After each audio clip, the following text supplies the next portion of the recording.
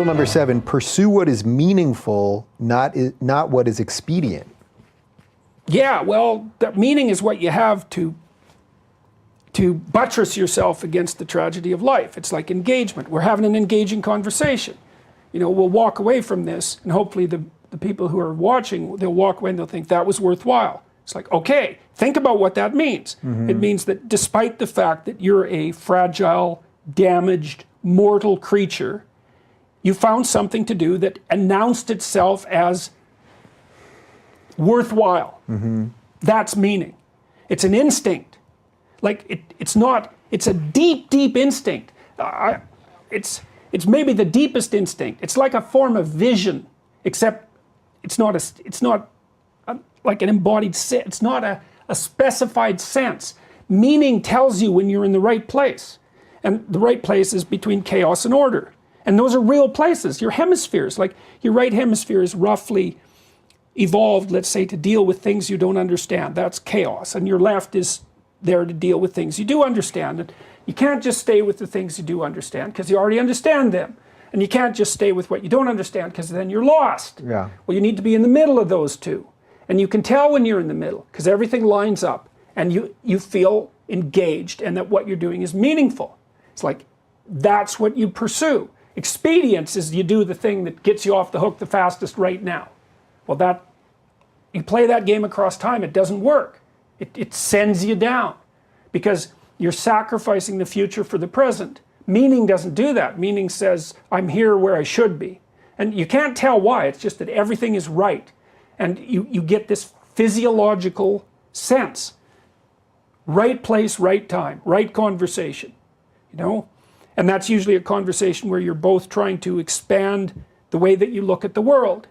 Well, so you follow this meaningful path. That's your buttress against the tragedy that produces resentment and malevolence. His meaning is the antidote to that.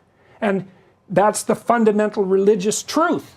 And it's really true. That's the thing that's so, life is suffering. That's true.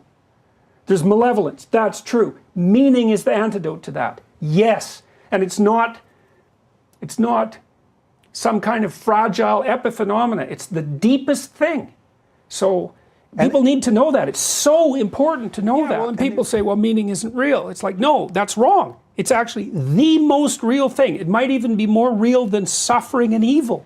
It's possible.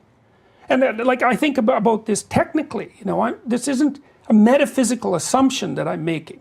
And you do feel it. You feel it in your body. It's not just a mental thing. It's not an idea. It's a place. It's a place. Because we're in time and space, right? And a place is a place, you know, 3 dimensions of space, but it's also a time. And when the place and the time are set up properly, you're in the right place. And your brain is telling you that. Your being is telling you that. Yeah, you got it right. Right, you know, it's going to fall apart because you're not going to be there all the time. Right, you forget that pretty quick often, right? Yeah. Like, that's just part of life. Yeah, well, you say, you know, you go see a great movie. It's like, hey, you're in the right place at the right time, and you're engaged. You're completely engaged in it. It's because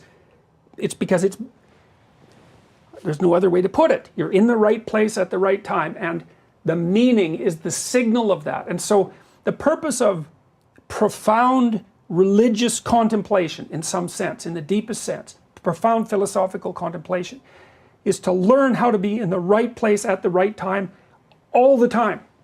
Now, you can't, because you're not perfect, but you can be there a lot more than you are, and you can actually practice it. You practice it by paying attention. You watch yourself during the day like you don't know who you are, eh? Or what you're doing, and you notice, oh yeah, right there, I was listening to that piece of music, or I was having that conversation, or I was doing this piece of work. Then I was there for like 10 minutes. Okay, why? I was doing something right. I don't know what it is. Or I wasn't doing something wrong. You know, and so I got this little illuminated moment. It's like, okay, I need to figure out how to be there more often. So there's this line from the Gospel of Thomas, which was discovered in like 1957. And it says, the kingdom of God is spread out before the eyes of men, but men do not see it. That's basically it. And that's kind of what it's referring to. It's like there are times when you're in the right place at the right time, and then you're where you should be. And you don't notice that. You don't say, oh, look, wow, there's something about this is right. I got to figure out how to do this more. Right, because that sucks you out of it immediately, even if you could do that, right? Right, well, that's also partly why it's hard, and you're not really trained to notice that, because it isn't something we ever talk about. It's like, you're in the right place at the right time. Okay, why? What did I do right? What did I do? I need to do more of that. So maybe it's only half an hour a week when you first start noticing. And then maybe with 3 months of practice, you can get it up to like an hour a day. And then maybe you can get it up to 4 hours a day. And God only knows where you could get it if you keep practicing, you know. You can be there. We don't know what the upper limit of that is. Yeah. You know, if you're in a crowd where the music is really kicking in, the band is, you know, the band, now and then you get a band and they're on the same wavelength. It's just something else. And you can feel it snap in. So a concert will go from good to great. And all of the audience is participating as well, right? They're all moving to the same rhythm. And you get this intense feeling that everything is lined up and is in the right place. It's like, yes, yes. That's why people go to concerts, because they get the chance to have that happen. And it's sort of like this, it's this vision of how life could be, you know, and then, you know, you go home and things fragment again, but at least for a minute, everything came into alignment harmoniously. And that's what you're trying to do, is to get every level of being harmoniously lined up, like music, like a symphony. Yeah. That's why people like symphonies, because everything lines up, and then you're there, you know, so that's what you want to aim at. Yeah, if I can take it to a basketball metaphor, I mean, this is what when players talk about being in the zone, when you're you're just throwing it up and you're not even thinking, and it's going in and you don't even realize it. Yeah. And often when they talk about it after, that, you know, they won't even realize that, wow, that was a 7-minute stretch. They think of it as a 30-second little thing. That's right, time goes away. Yes, well, that's the Tao that the Taoists talk about. That's the zone. That's the line between chaos and order. And to be there is to be in the right place. That's why people watch sports. Like, part of it's the competition and the victory. And that's all fine. But the serious thing is those moments when you're in the zone with the players, because they're acting out being in the zone, and everyone loves that. In the Quidditch game in Harry Potter, there's 2 games going on at the same time. There's the ordinary game, which is just a game, and there's the Seeker game. And the Seeker is going after this golden thing that flickers in front of them. And if they get that thing, then they win, and the team wins. Well, she got it exactly right.